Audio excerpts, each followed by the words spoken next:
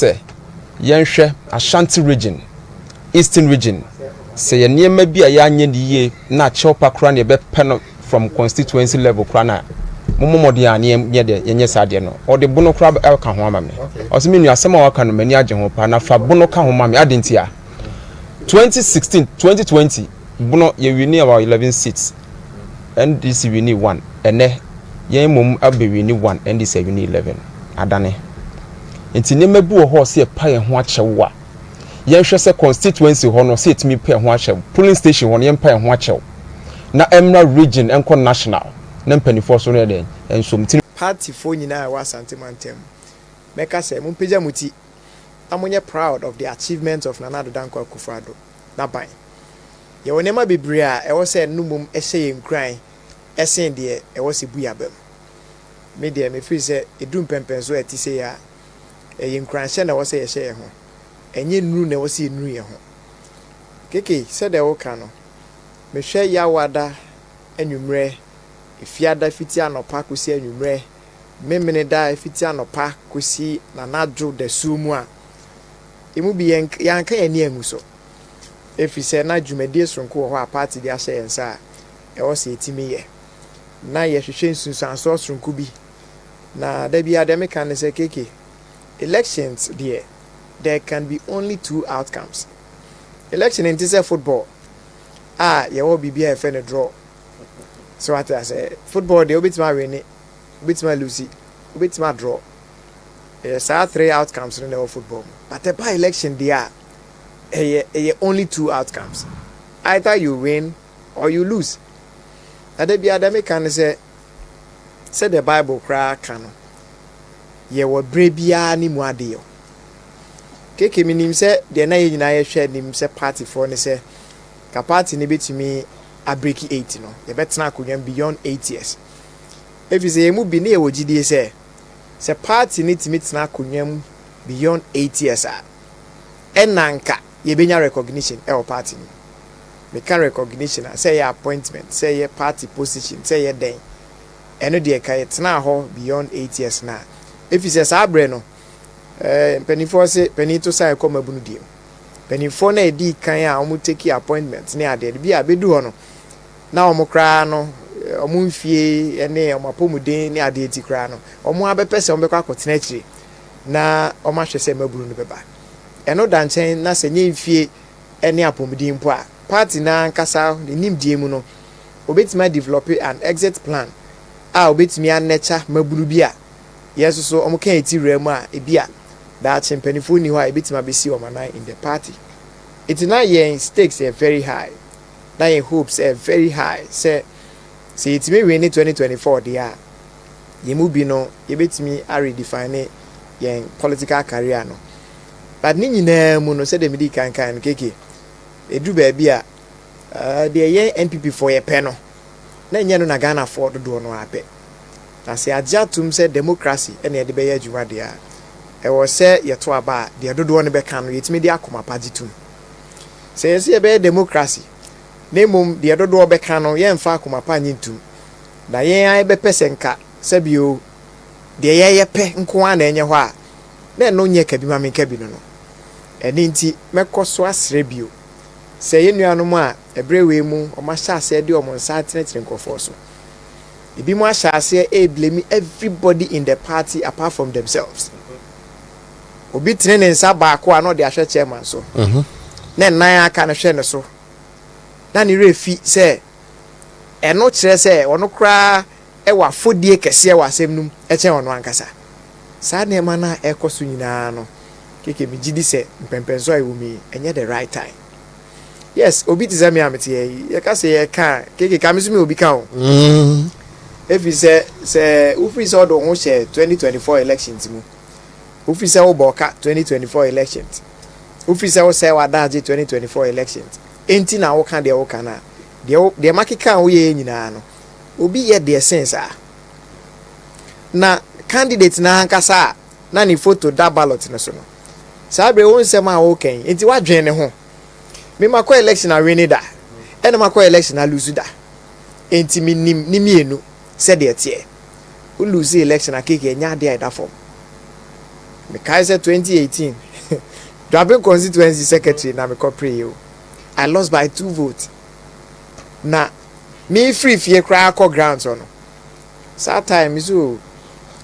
mama pay bibi kakra to me boto. Na me find operations on the day. Keke scan dem into the Bambedu fie no ho net say dey de bofro to ato nsem ne apagya bofro to no na aka anwa. Dem tam free me fie am de ko enyina no. Me buy de na aka no ade chanfu na na bitima to agu me kam. Asa. Enso na ka bia betima ayedwetira ma obi. Enti eno kra no me say call mani. Na enne yi obi a oye presidential candidate. Enne yen hwe run apo as running mate to the presidential candidate. Say what to Ghana 276 constituencies. Share the risk involved. Who the yenyi sika no kran free. Na yen share the risk on my bear in the name of the party. Keke ya na enema ni bi o wa isi a. Wo see obi anaka wo pedi. Wo deputy ministerial aspiration bi. Wo MC bi ni wo DC bi ana wo pedi ntino. Wo see enya o na won sem ka chairman bi party appointee bi na amaya lucy enti enya o na kobo no yenya o na keka de ope bi asere no keke ye onkrofo bi a party ni ba aban mu ansa na omu hu nkran o ene o ma free nkran abakumase because party no the nice kwanso ko opposition omo ba ya omo de omo say tire nkofo so me esusu anso afi abato 2024 mu ba ya no me pese sabre we ye no NPP fo nyina efi president so besi obi osakra o de emfa ne se me amete me pa na me so party ni ma efi president so ebesi me so yemfa yenhwe scenario ni te se abotachi kuro boy na kuro nu mu efi ohene so besi akwada ya wo no ngen so obi antimi afa ne santene ne yonko so kege onim de na kire e che se obi a nim hu bi it election we ya e call ya NPP ya lose no and then it's not if you say want to me TV, want to me radio, so I can pay say 50 president so be see the least person in the new Patriotic Party. Obi anim who be. Na say tisa dia wo na don say continue obi so no. We bisa ho say wo sa moral turpitude no. Wo sa moral authority no. Wo sa moral right no. So obetre won sa e wo obi so. Ana wo de wo sacrosanct. Wo ho te chen abubro. Boni bi ani ho. Party kakra de share won sa so in your small way no e den na utumi ye constituency officer bi kakra na udi no how well were you able to deliver enti mesre said the timing is wrong say e be sha say apportion blame we na ye we the way kan enti we chairman ye na e bo approve edu ba bia no are fair to 2008 they see Wose sabre obi say me ni we nka make up primaries one support me enti ne me so me ne betwe me campaign kra mi hia no ye de wantwi saa ye ni ba ye ho so no ni akoto 2008 elections ni ye lose e ho na obi afere keke ne ne ya san afere ya fere pa ye nyina ya afere pa ye nyina ya afere enti di aba no a moment of sober reflection, a moment of self-introspection. One kasa hwehwewumu. That dear now yeah, we say a contributed to our defeat as a party. It is only to me yes analysis in new said the mean me de ya keke. Me family san continue be so. And not just say me ni become. Because e bia na me de na me hwehwe me mu a me hu no. It constitutes the minutest portion of a near my causing and defeat. But emfa ho say eswa ketekete kra no. Saa na obi su die eswa. Na no na okeka bom saa etimi be ye kese a de bedu bebe edu no. Enti se wo ye ade a eswa. Se wo ye ade a ye kese no. At the end of the day, result a ewum e na apia aba no. Enti yemra fom. Na enya ahomaso ani dwe kasa na ya sha se ka no radio ni TV no. I dey uncertainty penny for so. Na de asi no keke me kan pain say NPP ni bia o twaka ewo. Na pese me nuade na no ebebam bi because maybe I made ma sha say enti na just obesan baby won you be kappa baby that will be who say enra bianca sasaba wo kai so wa shase hiti no enra mama but be share that mama na bibia anya bio ena me se bi nua mu na samoa entina mu mame because say o kasa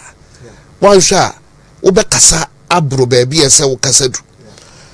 mekai now see chairman e ka 2008 when the Felix member also 2008 me amekai vividly well na me wo me radio mercury dey new mercury na that time no ya da be full say be January ya da kwaku be NPP adwuma say ya de ye da ehwiegu 2008 ye mu bi ye so just party do so prophet opambo baby a wo bi abichia ene o ko prophet opambo ho a odu wo di very well say be keke be NPP be fancy be dey Ike ebi obese be body di agbo at that time dey ni agi agina mpa enti o be kasi asem so that time A+, he knows me very well. We are good friends. Studio hash studios back in the days Accra there ono okreku mante kwabna na maybe the bu year campaign race course run off no the yibani. But when I sit on air I do a professional job as a journalist. I know the be the pepe ehwiegui ehime ma be kasa ya fe omo you NDC ni NDC me sem kokko and then me kana di basamaye tintin now e bia heat ni bi na eba nanado bon fanche ekoka all die bi die as a go for to state o sedai nkoko be interview nanado e wo station also as a candidate afọ bi se bi NDC ni bedu kuma se de obakra keke NDC ni menko and no mo branding me NDC because near me be say ya dey see wo kan no kura na yeso NDC chairman na no wo bank sama ebia chairman kukufu bebodi last time we see had that biza chairman now kai be there be ho dia me nkasa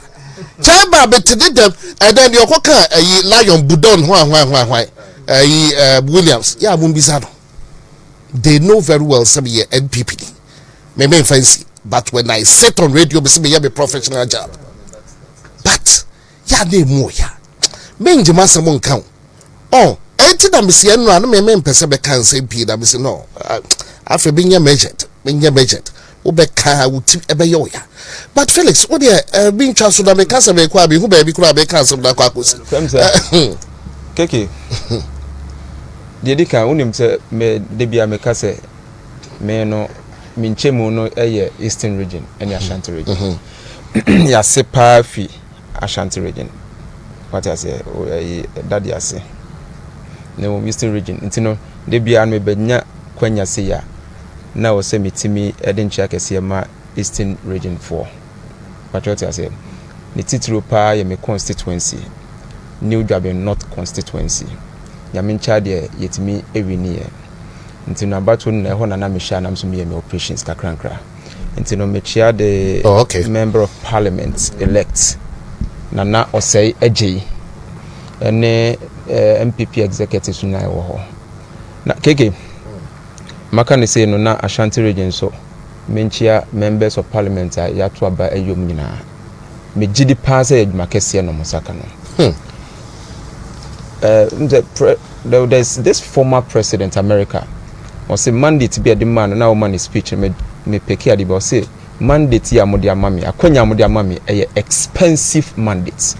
and now we MPP ni na ye member of parliament expensive mandates because you nominate to fire no na nya de ketwa entino me chem nyina na me ka say omo nshom ho dene this is the time or ye nyomo so be defended the party or parliament because the brand see and Ukraine we a member of parliament one hwe yi a wo ho bejo or parliament one hwe yi a o numbers normally call parliament ne ye ka say quorum ye ka say ye pe quorum ko betimi take decision de kekan we say na so mo ye nya krabro me patriotic say into one hwe yi na a member of parliament especially first time members of parliament first timer dangerous pa. And this is the time I hear mo kese pa ye say omo form na nsi ho. Mo munsuro hwe. We a member of parliament wasema ka protect party no. Is answer meme wo gidie say 2028 is abeba power. Me patriotic say enti ade ba kwa mekan. Na keke 2012 na me ye TESCON president Ken West here. 2012 year. Na me birthday ankasa no. Afi we so anko ye. Kwa anko ye ni say. Me birthday ya na tie 9 December to okay count 9 December. Me birthday 9 December. Okay, mo bo abai na is be we will 2012 ade year me be na san year me 2024. Patriotic say 2012 na TESCON president me nam ha kwa ha Ken West here just say ye na ba bia because na ye petumi no. Patriotic say ekoba ne sa no ema yare bi ebo me no nyame nko a 2016 nyame ncha de me di me birthday ni ye 2020 ye sound to aso ye 2024 ye pese ye di birthday ni say Asante no ko ni ye wini ye lusu abawe no ho keke ade ye medium na to de bi na me da na me sorry a ya na me feel say bi aba no kra yanto ye ma dwe yem say yanto ye because I can't believe the entire NPP lusu abawe na de ba kwa meka ne say so ye NPP ni bia na say the minian kan you should be proud of yourself. Unim the entire be proud say anye bia ye fi aban mu no ye the policy bia by a friend free SHS and kwala school free. In fact, policy a amman kwala 5.7 million enya chance, so be proud. Ye wura kufuo e fi aban mu. I was proud anam ye ne say at least anye bia no or the free health insurance ayedem aba any niema bebebe awde aba. You should be proud the NPP ni yako position mu aba mu you should be proud say o mantem wo kwan ya de abrew Patriotic say any niema ya ye e wo agriculture ne se ni ma nyina e wo se mo woni je say wo ye NPP ni enye se woni agese yako position ba mu woni nye se wo ye NPP ni say NPP ba mu no de ama Ghana for enie even though eni aba mu Patriotic say na de ba ko America ama Ghana for nyina ate ase ne say abatuwe se de Iraba umi aka ye no abatuwe enye se ye ne nrusu abawo ye ne jaya ban ma ndc force omfa ye jaya mu ma no se wo mfa ezan se no kro ni me constituency asat 4 PM ma me ne na ma me san eko rounds na me kwa na ma hwe agent figures na kosa man for to aba no asat 4 PM na nkofo bi brin to aba the constituency no dwabe north omoto aba buma NPP eho na me hwase hweme sa asemo yesi 4 PM eho na me yesi no mo me fra manfo mo me from bibia mu bia constituency are pulling or say omo to aba voters wo be bia 450 police station 450 obekọ no na 200 meto aba at 4 PM omo meto aba ni nyina so NPP fo Patriotic say do now strike percentage about 90% of 200 voters in NPP for. Inti na ban say the Iraba umi aka nya na de ma wom so omnye den omomfa. Inti no emma ye kwa bontin na de sa ha me kehi ene say obehwe NPP ni bia sabio ne babi kura enya free SHS ni wa ka kire so wa ma misika bia me nkonkoto aba keke mi amete hoyi abamu position be na mnyae eden na mnyae he me kura san de me de to de bi kura na pese be kan de isan say ha ye kwan ho ye din ne na musa nanso na ho no kura na ye kakra wa hye ho ye ankase ye dwuma ye sika hye ho no see timi de kakra man for say mokoto aba no o party just say odwene ho ana wonti ase enti no ye to aba no we am figures no na just say mu say ade no apart na set in eno na akunyan keke na ni nyina mu no ye nkan hunu say opposition yakọ na mu party ni de mu ye enu nti nene mene wo keke ene menu apani George ya bet na ha ye sanka party ho asem ye nsuro bia ani ye nsuro de obi pese o ye nipa me Patriotic ase ye de ye beba na yakan asem ye bekoso atena wa fidi kese ye so na enu atena tene se de o se nima yetimi tene hwe NDC for ene o ma beje aban ye se de wo mo enimo se we NPP no hu a edi on dia ma om dia kan honorable worry and where be no the you me about yes you say you be about me say amani nipa hunu pa honorable worry just me I told the bianam kra na say why basa but now the agro den afam kakra honorable worry Nancy no better than the massa bet na ha. And then all the way fly and send them. Oh, the two Facebook say honorable ya still like that. Who say? Sorry, be friend. Yeah, let me say be friend communicators. Yes. Everything. Yeah. Everything. Because communicators be year juma before elections. Yes. But party no so be winning so be lose. Yes. Communicators. Party style lose so we winning no. Still communicators. Yes. But same year communicators. Yes. And no ne asem no. Hwe yakọ position enso metu we se me amefi wo metra de aba ene obia kọ na chi enso ya sande aba eno ne ka se de biara da se nyame ye ya dom ne aba ba mu ye kai communicators because omo bre paaye ye bre paaye ma bet na ha me wi a me san betumi ka akọ me amefi wo party no ho dontia ade ba ko a meka ne se ewom se ye di intro de nanso no me nua pani George kan se we na ye we na anya niema yie the blame game no or say you free wo no kra eye natural de beba nipa bia so say ye bibisi wo even wabusu am kra na e de ya do nsa be kire nipa na mum ya ye kakra ye na ye ntwa so natural e beba mu say ne hia hyew no nti no obaye waje so do nsa be kire ba kofi so anase amaso nanso de dia sie bia no de obi ye obi and this is the time me meka na constituency executives o mati asese this is the time also me meetings no me meetings pa na mistakes be a course because eniema bebrama for katia no to bia na nyem panifo na no mo soro ho no na ye within the constituency na ebu okra na oye polling station officer ampono kra kwanya odi amanfo afa so power ne constituency the polling station one enya semketwa na semka na no asem obeka kirewo nti le to da bia na o se nipa krasa fa kire ni won kokasa to bitimi ka say polling station officer we ntimi nkoto aba keke memeti bi wanka se empanifo no MPs no wanka MPs no nti no se ne ye di ntwo anase aba no honorable worry aba ye so na ye reflection am ye reflected from the top ye reflected from the down na nkosro esanse yin a ye wo form ha no constituency ya no yenyina so ye ka ho ye kasa eto da bia enokre na so sorry ye kra no ye party ni so unidi ye mpo eso no obi aba ho nchen epese wo ye bibi ma no wan hwa de abufu be ka bibi a kire no nanso kai hunu se abufu na de ka bibi kire no wo do fo so aka ko ehye ni tirim okwakoto atia wo na se be keke me no utu kwan na me san wo metirim a ehu sense me ka kire keke masan enu bi na MPP for the year se me no utu kwan oba bi pa na me ka keke ekwan akọ de onkwa akọ kwan a maka kire on eye sense masan wo metirim masan wo metirim se bibi to okura keke memua wo so nse kwantu na me no utu kura mempe masan wo metirim se minya okura me ha wo kwan so sense kwantu na me no okọ mempe enu bi na ato yen etiema NPP for be brave votes a ye call ye analysis ni nyina wo ho utim se party esi ye NPP panic affect yen NPP for be brave na no esan wo metirim ono a won kan kire wo wo ma ne party atade a wo be hye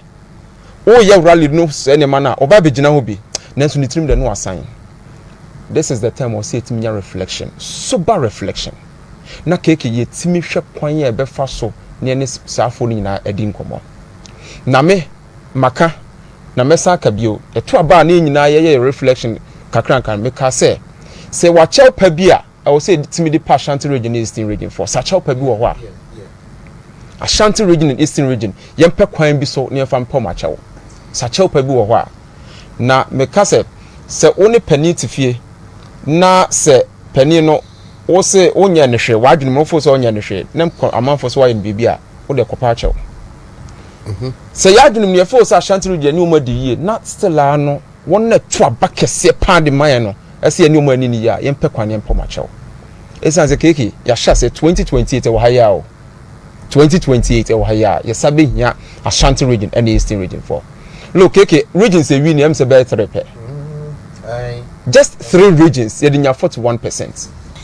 and not say NPP ye gyina na so and not say say analysis nature wa e say NPP ni maka crave no say ye ka ho cause 3 regions out of 13 regions are NDC win here 3 against 13 regions and it's all cancel 3 out na inka 10 regions of the BTN nanso no ye nya 41% a umunya 56%. So e say si nya botre ni ye stronghold e Ashanti region and another stronghold e Eastern region ni din komo yie na chepe odu a de mampanifo ho na say timamfo na say ye party for ho na mo gidie say even these 2 regions in 2028 ebet mama a victory. Even these 2 regions ebet mama a victory. But what you say ntino the esin ya no kre me baby anko yi amame because obia we hye me yie won mo afra me nyina ho no aboare me baby na me di no me na fofo afra me amu nyina ndisi fo nyina afra me on that day me dem pom adwendua to me so no honorable na kosen honorable ware on my birthday ti anko yi amame the 2028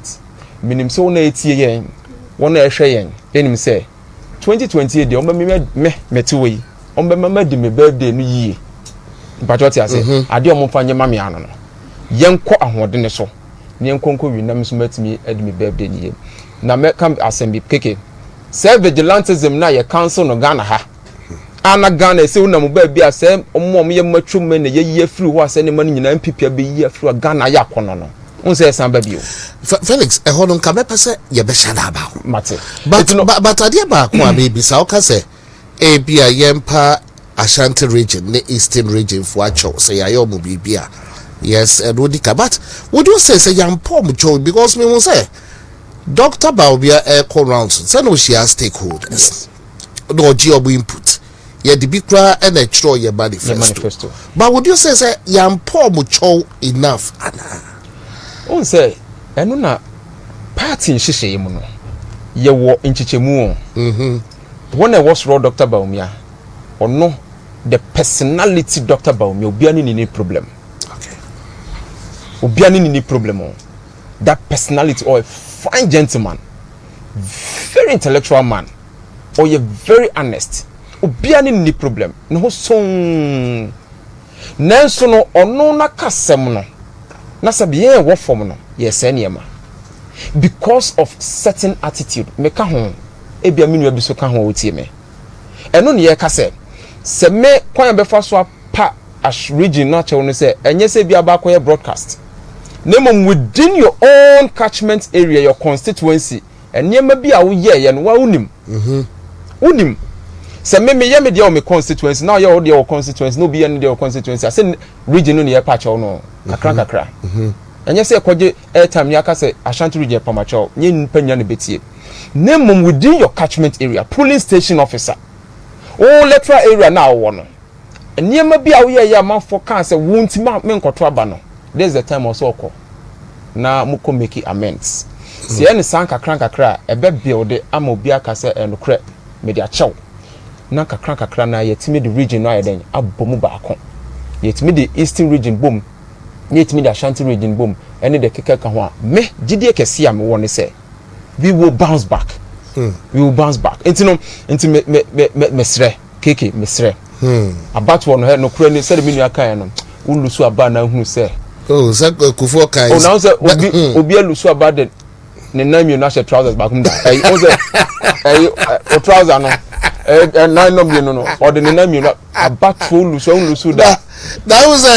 what to be for so that we did to say that any father be waiting enti no hadwene minim say aha man for man na for enra bi mo hono aboare na me say ye twen NDC for ntra mu church Ghana for say dokono man about 1 city mo betete dokono ye twen say mo betete dokono so yo any say man iti no ya beba di nyina so ni nyina no ye stress make up fu ano kiki wona etie yen ene wona ehwe yen ade a ye kan say enokre ya aba no anko yaman minim se party no ejina na so a ombe review na hyehyɛ pa omde beba se efi na ekono yemfa nya adwuma no de be ya adwuma nemom me abama mu ya ba pa de mamumu da yen ya ba mu ye ntini yatimi asaye den abetena ha ye ne Ghana for ene etie for edin komono nti nyame nhira obi bia Mate bedasipa Felix Talk Ghana Jumedie so edie live on Wontumi Radio 101.3 wo hwe bibia live so e wo Wontumi TV so me kai wo bi on se obetumi akọ Facebook e Wontumi TV on Facebook and Wontumi TV on YouTube me ba George enchen na Sani Felix akano wo de George nyaye adwere sade mani bi wo do de bi akire no ya bebo mode na ya address but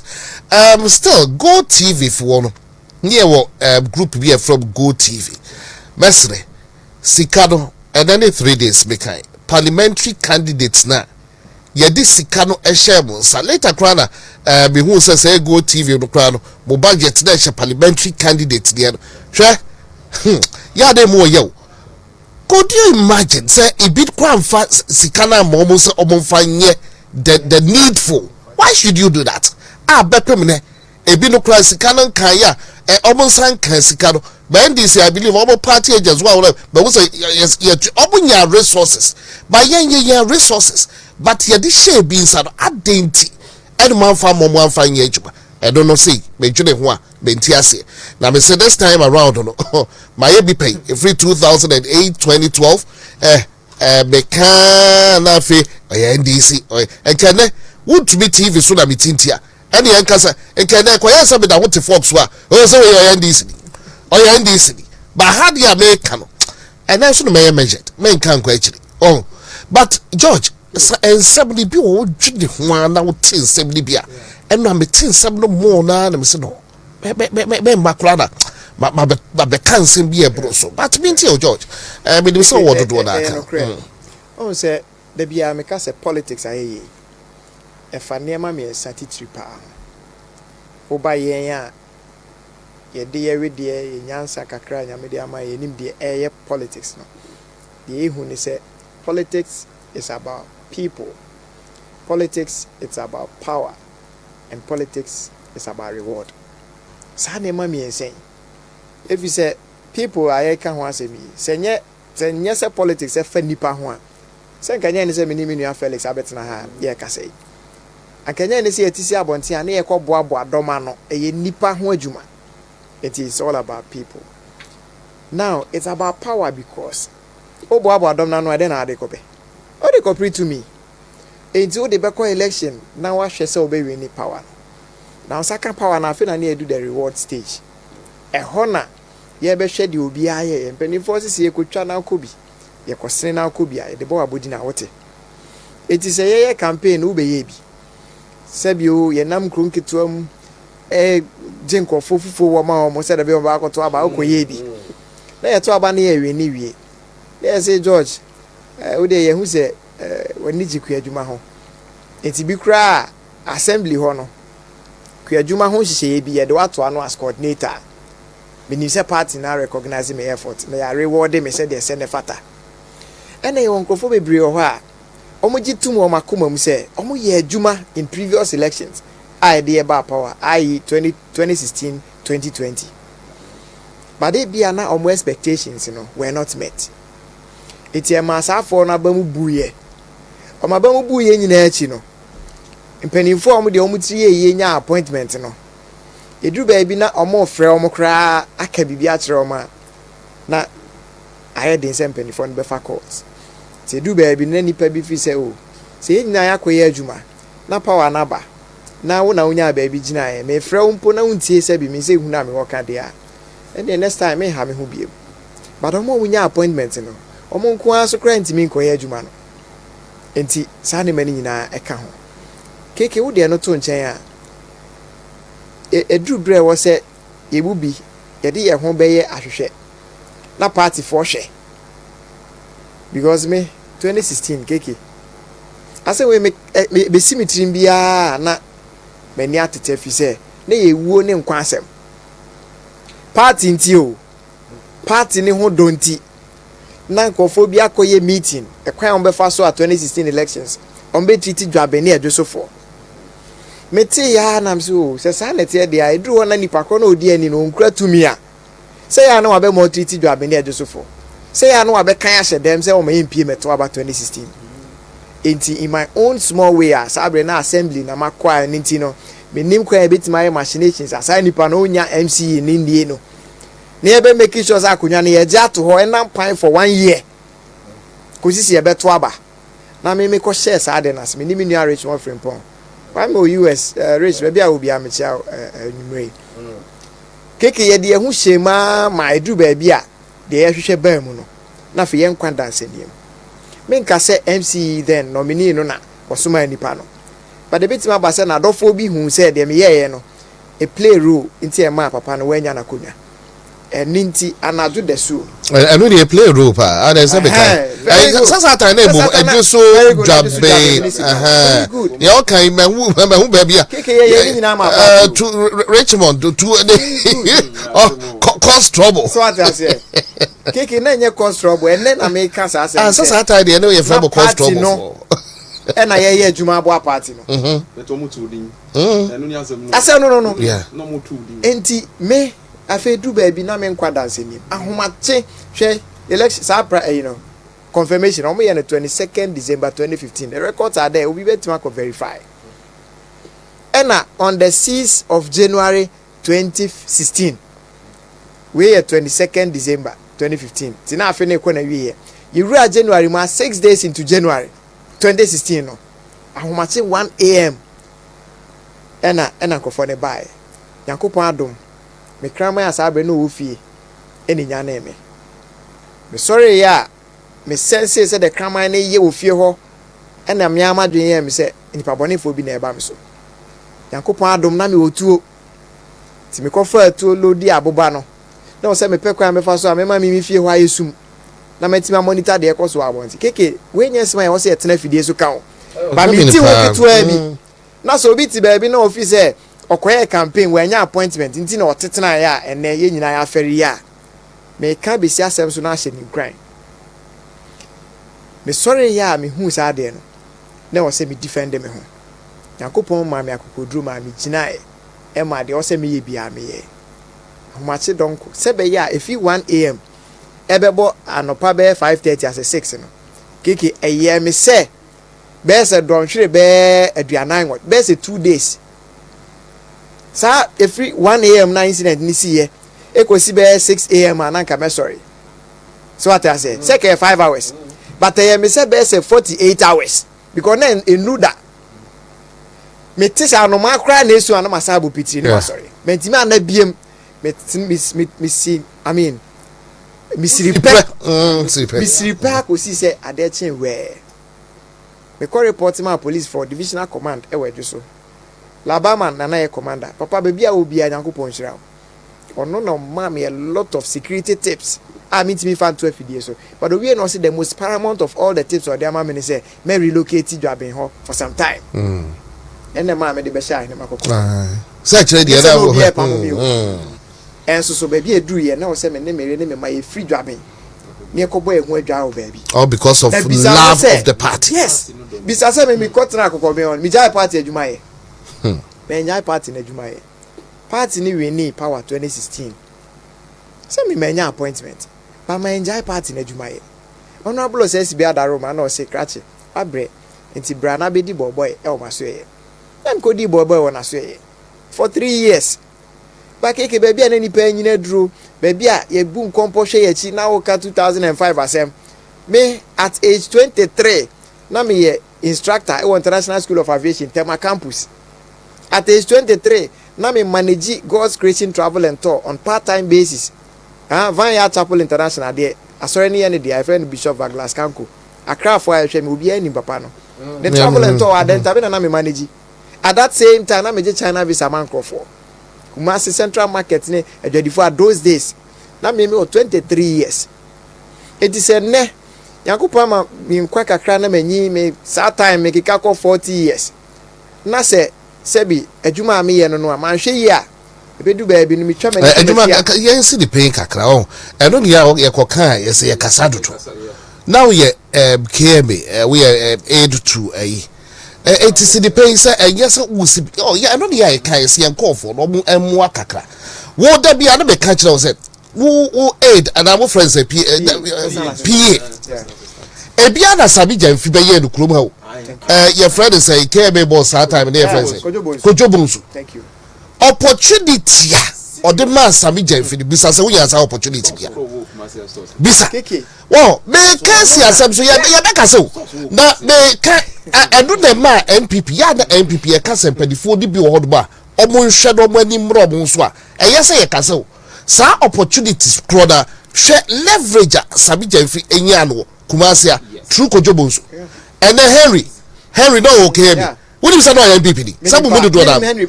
Henry uni me Henry. And then she say vice running mate ya wabe. Watch oye the aid pa. Oh yes. But Henry no oye MP through Kojo Bonsu. Ya kwa ye lusu NPP for the because of a year me Kojo Bonsu say be ada me feeling. But Kojo Bonsu more leverage Keme Kroyo, Kojobonsu will leverage. But yen call for more a Kebe. I think Sir Henry, me and call for near more opportunities through Kojobonsu, but then on my way. But on more and bad on leverage be more any opportunities be. Yen call for the 8 years. Also be more leverage. Will be more leverage or more confidence. Yeah. And the ma Sami Jenfi that will need that confidence. Yes. Henry. And then we do baby. As I see, people you know, Kojobo job free party. But you call for them no me. You better now also. George, you dey to us am so. Enti. Say na eye say the nipa bi adwen ye omo say o wo de wanya care me nti no ade na ye kakra wo ka bia. Se ye bie so am obi ahude na wo mu a. Kan be ka say George na wo ya ade. Because me call na we the only 1 year in office. But no ni PA for be brain na ye adwuma. Just 1 year. I me call me for 3 years. And na me ankasa na honorably me resign here. Say me pese me ye bibi man papa dinka me de ko chef. And then me kan she Nyankopon munyam say I took the right decision. I took the right decision. Keke ode no to nchen no. Yesa de ho hyemu ye adwuma in 2020 elections. COVID era. Chema huntumi adaro ma no de afidie aba. Yesori de bia na yeteso. Enu achi no ye kofom koye campaign mi ankasa me tumi bottom han ka ma dwabenfo a na e ba beto aba e wo dwaben 2020 omo be nya accident me dom kogu Koforidua Government Hospital emu isem ayete ka ahwe ase ye nkamu asem eduru chese pani be na ebo a se jiteku na asempo na fakọ bo ankwala no be de pempem ya na Nyankopon ado obi anu ena eno besene ye o ka se MC beto ho dwaben Chema Luther bo over the bar we and I'm so. Me chema bo over the bar there. Ma me so me koso ma ho adenhwe. Ye tisi mu me sabre baby abafo aje fo sutwitwi akwa obia tumfo ananta hene nana anwumre me chia opa me da wase nso. Na wafutu a de ma me bra ye ko pre MC ya ye nya no. Enenne ahye me kra me da so kra party adwuma mu. Na sa futu no me de be ye adwuma ebre bia kosise nya me beto nsa afrem. Wose se wo party mu na party no wani da so se edu be gina baabi na amfa wa nyina hu se eye ebra enye the right time ebra ne nye bre papa enti na party na ntima fa wa nyina ho na sa bre no mu no so ene call for rededication of what one kasa se tu hu achebio e de ama party no enti free sa bre ne ko no me ye madwen se madwuma na me ye ma party no na me fa ne se na awtwe bia me ma party no 2 days of the week. I was said this time a man of 4 days of the week I'm a debate party adwuma. Enti hwe se we get that close to that position no. Na wenya se ke bebu aba no apɛ oba bi atena. But the free work ra no na metimi aka se mahire me ho a me ye party adwuma ye pa. Say presidential primaries na me de be ho ahyem obeti na me nam ha na me campaign ma me favorite candidate. Keke se okay. Ye ni nyina. Ah na ke enim se this time ye wini ya ke binya ba bi agina. But ni nyina mu no akoba sei it is ye mu bi nkasa enfa ensan kotene obi aso a mesike me obi timi ba wo se oba chief executive no aka chen so obi a o ye meeting timi so tena ha twen no obi a tena ha twen keke no atemdidi akeke wo beje no ai mu we school ni edum betena tena ha mu ka se o se so oba da ben hey ya minisa na mani nyina. Oh, intimate pa say baby a gina sisi as a party no. Then crop forward huge expectations. 2020 e bra we ne. By engine tum say Ghana ha the psychology of the Ghanaian voter is such that party nature wa konya so na ne ho fono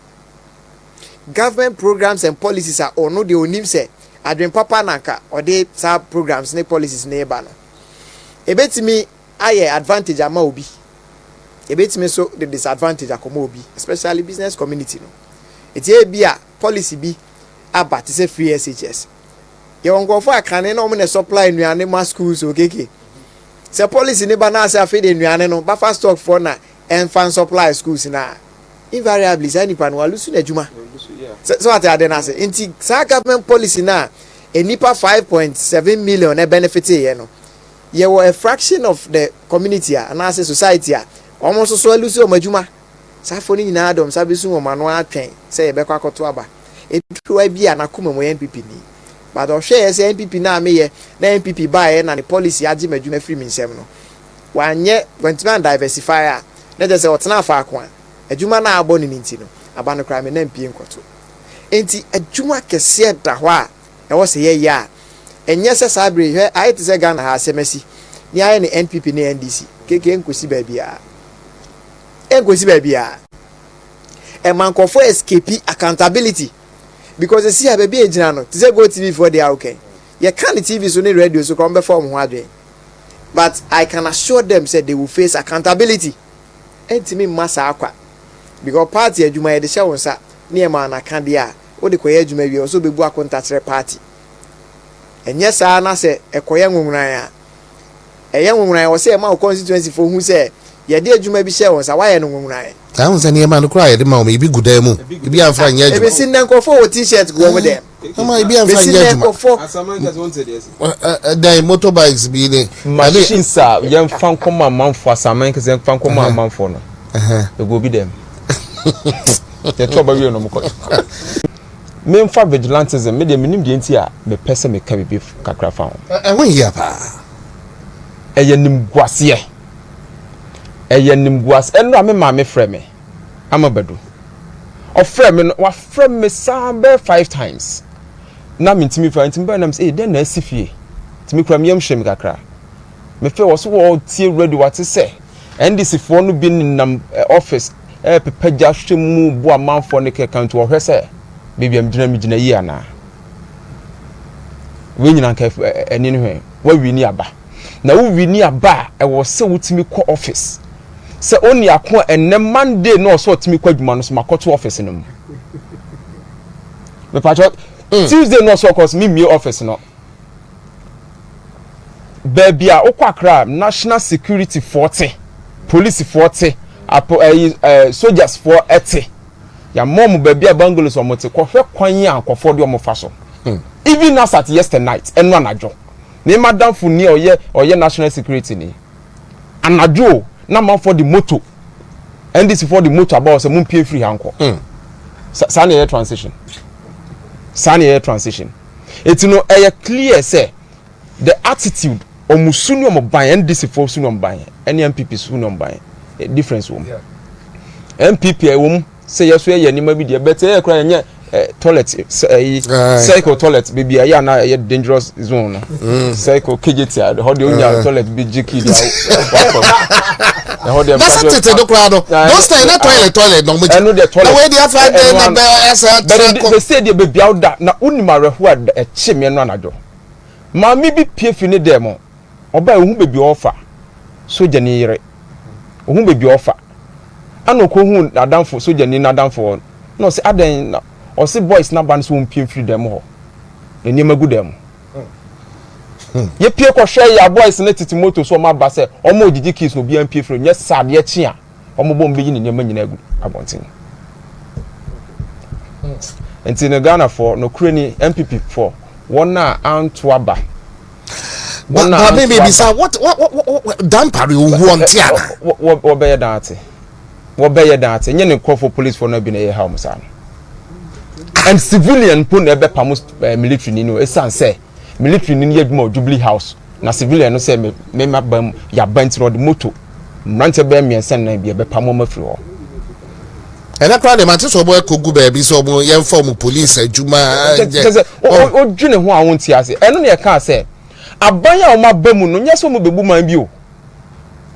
enye se mbebu man bi o omo se kom na de omo timu na monko ne medidi bi ye ebu man no enye se mbebu man kom na de wom monko no so medidi ti Ghana for yenya no omo de ahye mo so mo document bi friend social contract with the Ghanaian people, social contract me share document in say within 90 days ombe yi levy free ho ombe yi covid levy free ho ombe yi taxes be free ho within 90 days ma sha say account Ghana for ye de accountable be bramo and this for kwanya social contract no so mo ne Ghana for sign ye no ye be trom so mo ye say so so within 14 days ombe am cabinet nyina ya account social contract document enye bibi no mo ba be ye no omo poor man for left right center etiminia vigilantism Ghana police service ye wradam pare vigilantism ye wo mra etia vigilantism o maimu it is say what a pass ye wo mrantie bia anadwo bia o ko baabi ko torment Ghana fo a security fo mo te baabi no mo torment mo se ma ma ebeyi mu ne mafrenti wonte ye 70 wote ye no on kan che on kofo so mo kotete no mo ba mo nchisen kofo no se nya sa na ye transition me Patriotic Transitional Act no Presidential Transitional Act no ye won krofo bia ye from asset administrator omo na ban asset na on be take hold of it me Patriotic as here no mu wi a omo de ama aban a waba na nya obi a ono akotena moto so aye ni bebi ofiri wo ba no oba beji ki se me yi uni emagu abonten ono administrator asset yi onya administrator eti Ghana Police Service e de pa na moye se mama ase obi no aban adane ntino nipa bi enye nipa o man Ghana mu aban adane ntino nipa bi abeye manfrani e wo man Ghana mu aban adane ntino ma bi wo ho aye pammo afro mo odan ano mu dam esan se no mo yadwuma o Jubilee House anaso mo yadwuma aban mu ti e pamne o mo koda bonten me Patriotic ntino e yade a Ghana Police Service sere wo ne mo meka asisu dua bio se dane adane no nyame se me ya bamu nyeden emu na Dr. Baumia ka say ekan o say it is still possible. In fact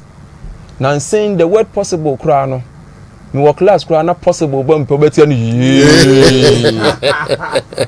possible no ba ma tia no ye na mse nyame e de say possible no be hwehwe nipa koma mu kakran 2028 the word it is still possible e be victory aba sana mu se nyame ye but whenever you hear the word possible na man for identify the word possible with the NPP. So yeah, slogan kwa mienzi sana we still kekemra ho. Still kekemra ho. It is still possible. Na yenye ni kakra minim se 2028. Ya beba na Ghana ewom to de bia NPP de Ghana ko nanim na NDC abetwe ko yachi. Ya de Ghana ko yanim na NDC fo be den abetwe ko yachi. We de nso de ko yachi kra na 4 years. Ti enim se ense bebre yenim se ense bebre ye babeso mu a ye sade be ko nanim enti Ghana fo nya gidie NPP fo ye nya gidie mo ya ba mu muda ye eti ye mini George se ye hu na tayen enye se ye nya sika me na ba hu se Felix beno utie de free for ba de yeah my candidate said me frame mu bi kra eden yes because ube frame pedifo na omo na yin positions to plan and obi amfa difu omo mfa nafe ne eya edu ba bi amanfo nto mo boase ne eya me hu ba ko bia on Facebook we ko do amano ne no nu e video de ho na wo so confirm one no chese we did yes all too soon we ko do amano de won tell ba bi di wo say video wo ho actually go for also the peace away from a country called Ghana. Yes. Oh, now unim keke e be see 2016 2016 time a year and then when you say na year adwuma bi o after the loss o say you lose no ye abet na ho yes ye nya hwe o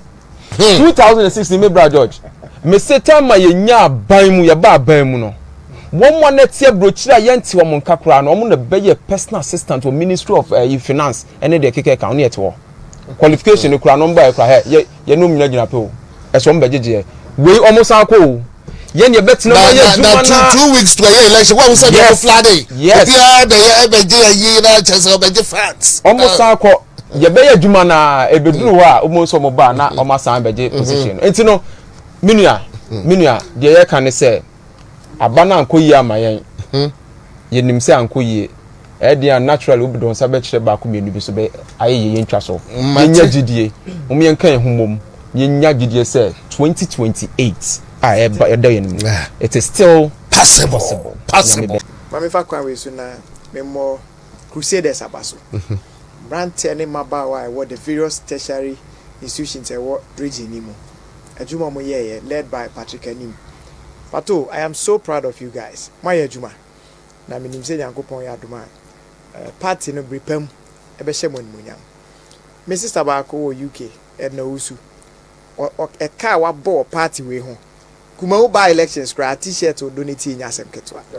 enti omu nyina si apine but me hye mun cry say enema besesa wo de no to nchen me ma me ba ko pe aye nipa nyina ma me people's mother keke wo hwe o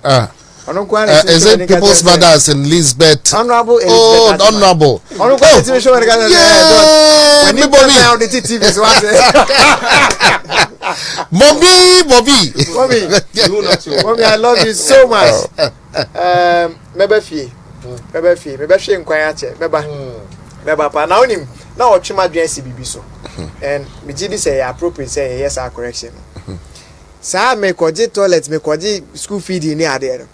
2008 pa na shasi o. Ayi nuanu me ndisi 40 mu a. Sebi janan na omojeje ni ade na nkofo kasa na toilet amojeje de e ha na omse na beje aduane na wudi wi ansa na wakoye yi no. Na omtisi school feeding caterer so. Eti ma Elizabeth crowd e kote school feeding for ye kitchen ne aye omo ye nyiro no na de ni sika eye ena o se ne se mo jeje ba bia de a momra meji kote de ma hwe ti woto dan no obi anso ntimi afa ne sanka throughout the regime of the NDC enti mama we also me acknowledge o ye da wase say o man such privileged information ye be share party for obi a sign mo no ho so ye mu bi de efom ne akodi a bia mo be frɛ no ba hu se mpedi for that so ma e bia say ye shase na party no ye keka omo keka omo obi ani wo be na me wo fom ma ja ba honorable worry no the omo di ye nyina honorable worry honorable worry se onye bia oboyi eno ana mafa me dey mafutu o se ka me san ya akoda bia mu a me gidi sa appointees ni bi so omo san be appointees bia me in future na from so bi omo ye na omo betutu ni ye enti ye se ye na ma hwiagu me gidi ye pa se ebesua ne hyehyɛ na yatimi akoyɛ ni yo but matepa beda say and say bibia di hodi ai be beto aso 24 na monkeka mo ho na abanfu ebi on be hyase ahia da nkura ihye bi be hu say groups ni bi akokɔ doctor ba omi ho ene ai but me chia mere ne memba ne mo mpanimfo na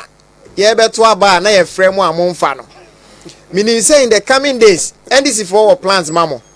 na se dru ho na ye fremo na ye twemo samanko a mo betutu mrika ba communicators office mo be ba na poyando ya to ne office ni mu ene de keke I must be very honest with you because appointees ni bebre e reduce communicators to professional beggars enti ofa phone na ofre na oni say as usual communicator frame me de obepe kakra to no ho na mo mfa ye calls enti ye se ye damo ase na se say no mo so mo be frɛ yen mo be ba no communicators office no ye betum na mo agina bonten ho a na de mo bia mpese mo amko kan bia no mo aka edru won so na se ye to nsa frɛw se bra yoko bra national security bra BNI bra police headquarters for abusuafo na oni wo mo na enjoy ye no yire no ma na no no asese o magu kam kama na de o mko wo de party ni wo da so ye party ba utime the party flag cross u car no so na no ire no ma na mutim kama na mukọ na mo eja communicators we chire because me say pani bia ni mafuom so what I say enti na dru ha me share fuom na me say me wa fuom a utime uni mafuom no aba ho Felix we obi nim de oya etime bo ne ire ne makọ homa obi nim ko fa so tofu agu ni kam enti se wonko an wadidi a edru ha na wonko an wakoye yi enti minise binu Felix ezo di bibeka ho ba gege ene de I must emphasize say communicators ye we atai so say ye fro obi a ono ko an kono ko yi ne ho an ade so obi a ye nim say wo de anya hwe kra no na wo kai say ye onkofo bi wo from a regional communication team yes brano na wo be srai sa yo nkofa no edru say ye so ye reciprocate yes ti e be ye ne pepepe to wait there. Appointees, you know, we can only wish you well. Say, Boni Biantomo, say Yoko, say Biena, and National Security member. I said, Bermuso, they are, and a Baba, you, only Yamenko, Sani, the mentors of my video now. Unim say, Asuma, okay, Unim.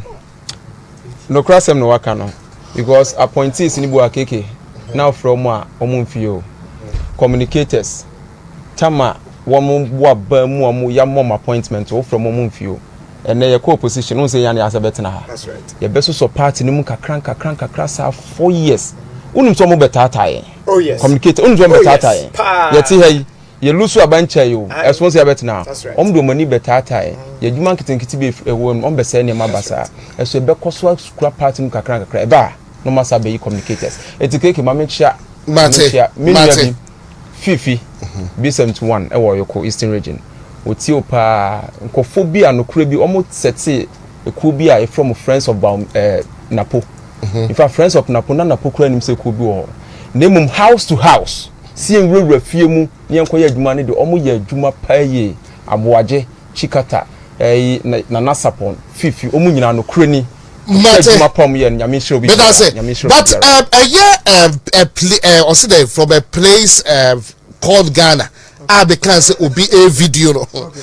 A year text messages from members of our own party, and the embassy Ibi Ejania Kwakotina Bruchri. And Ibi Ejania Kwakotina Bruchri. The person, Yambo Biadiwa, has phoned in. Within a minute, okay. So the baby or Ghana here, okay. So or Ghana here, but that messages do they keeps flooding. Say be how a portrait on social media. No, say video in messages after messages. Entina me cock show ya modiwa. Oh, but. Yambody to do this mean to me that Yambody do something. Yet to make us and Afre. That's right. But Afre, simple Kumas here. Oh, Kumas here. Yapo, you're the lost Heba. You're the lost Heba. A rebel sis here. It's better George Pukwan Ponsa, I say, and Yada a year, by Felix or Safuma so I say. It's a more social media, social media, so some ego, say Empono, Dipano, Ejane, far away from Ghana, far away. And yeah, no, go back, so no, your messages say, put the phone, I don't know, it's Dipano Ejane far away from Ghana, no, young year, it's Embody, or set up our Ghana here, on call, baby, and tomorrow, Busubukras, I thought, no, Dipano say, oh, Kumasi, hey, on call, baby, yo,